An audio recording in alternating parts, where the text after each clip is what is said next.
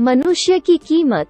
लोहे की दुकान में अपने पिता के साथ काम कर रहे एक बालक ने अचानक ही अपने पिता से पूछा, पिताजी, इस दुनिया में मनुष्य की क्या कीमत होती है?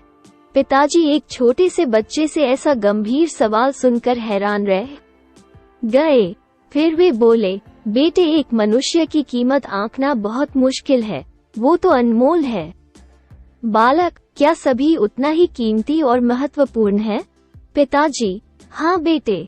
बालक कुछ समझा नहीं। उसने फिर सवाल किया, तो फिर इस दुनिया में कोई गरीब तो कोई अमीर क्यों है?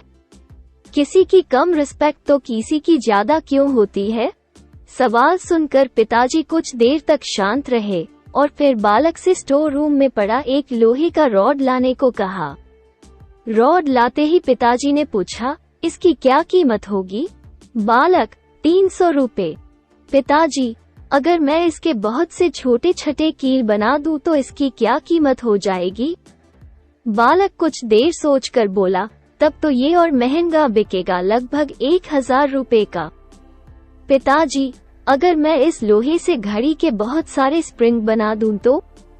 बालक कुछ देर गणना करता रहा और फिर एकदम से उत्साहित होकर बोला, तब तो इसकी कीमत बहुत ज्यादा हो जाएगी।